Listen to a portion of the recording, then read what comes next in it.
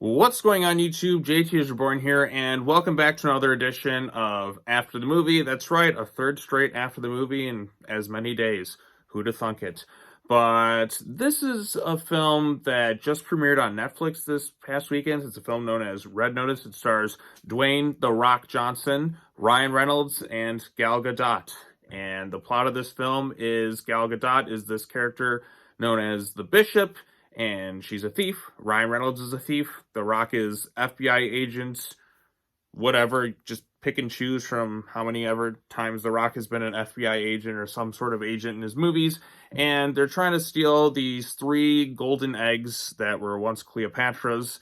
And Ryan Reynolds knows the location of the third one. And the whole film is just kind of going back and forth, like, okay, who's going to double cross who in this thing? The Rock and Ryan Reynolds are all in a disagreement at first, and they have to become buddy-buddy, and then generic heist movie ensues. And that's pretty much this film in a nutshell. I don't want to give too much away in case you're interested in seeing it, or you can just read the Wikipedia thing about all the spoilers. But yeah, this one felt like just another kind of generic heist movie, and it felt like everybody was kind of on autopilot. Like, I'm a fan of all three actors in the movie. I think Gal is really good as Wonder Woman.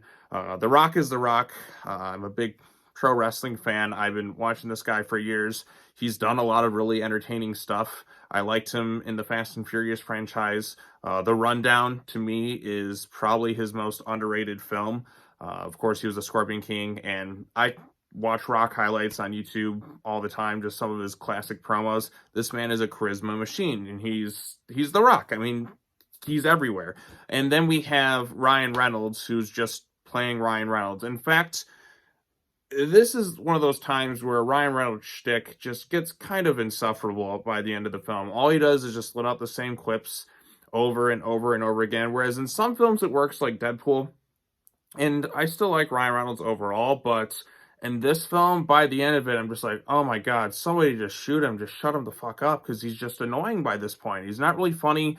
The whole chemistry between the two of them actually was better in Hobbs and Shaw, but it's just everybody feels like they're on autopilot. It starts out promising. There's a really good action sequence opening on. I'm like, okay, this looks like it's going to be kind of a fun movie, but the movie kind of forgot to bring the sense of fun. The Rock and Ryan Reynolds, they're playing off each other, but I'm not really laughing as it's going on. Compare this to something like Hobbs and Shaw, where it was The Rock against Statham, which was a much more better directed film. Yeah, they had a more charismatic villain with Idris Elba, and Rock and Statham played off each other so well in Fate of the Furious that they just kind of embellished on that. And that movie was so outlandish that it did get exhausting a bit towards the end of it, but there still was a sense of fun here with that film. Whereas this one, I just was kind of just like, okay, this feels kind of generic. Even the golden eggs that they try to have, like, there's nothing special about getting the three of them together. There's no mystical elements thrown into it. I think would have made this more exciting,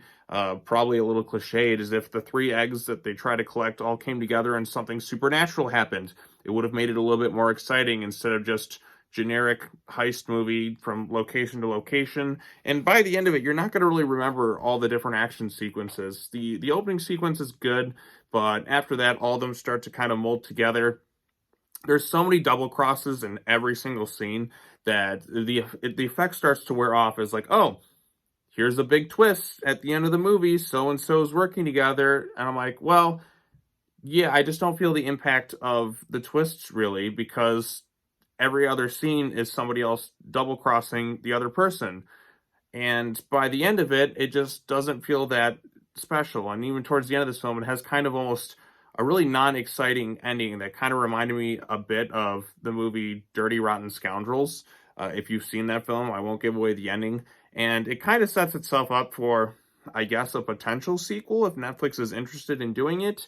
But there's no sense that we really need a sequel to this thing. It's just another movie that just kind of came and went. The Rock has worked better in other things. Ryan Reynolds has worked better in other things, and Gal Gadot has worked better in other things. And sometimes her acting at times is just wasn't really the best. But yeah, like, it's just the three actors just kind of, Gal is at least trying something a little bit different. The Rock is still being kind of The Rock, but it kind of makes sense as you see the movie why he's in that role, but it's still nothing all that amazing. Like, it's not the best I've seen of The Rock. When he's like, I'm Special Agent John Hartley, I'm like, okay, I've seen you as Special Agent Hobbs, Special Agent this, and by the end of it, I'm just kind of tired of the same old shtick with some of these actors. I know they can be better, and Ryan Reynolds in particular just got to the point where I was just annoyed by everything he said or did in this thing. And that's not cool. I like Ryan Reynolds and things, but his comedy just wasn't working. His entire character is just quip after quip after quip after quip. And I get that's his shtick, but I'm just kind of over it at this point. Maybe in a few years from now, it'll seem fresh, but as of right now, I'm just kind of just bleh with this whole thing that he's doing in this movie. It's just not really that great of a movie. I didn't really have fun with it like I was kind of hoping. It's not as ridiculous as something like a Hobbs and Shaw, where it's so outlandish that it's kind of fun, but you also have a really charismatic villain with Idris Elba. Here, I guess the villain is Gal Gadot, and she's just trying to outwit them, but there's no other real driving force that just leaves a great impression on you as you're watching this thing. There's no real memorable villain to kind of keep this thing engaging. There's no reason for me to care by the end of this thing, because I guess I'm supposed to root for The Rock to get his life back, for instance, or am I supposed to root for Ryan Reynolds?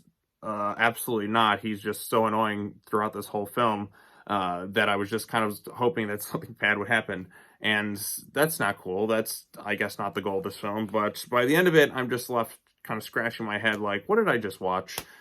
So yeah, I wasn't really a huge fan of Red Notice. I was kind of hoping it would be entertaining. I guess it's okay since it's just straight to Netflix. If you have Netflix, you can check it out.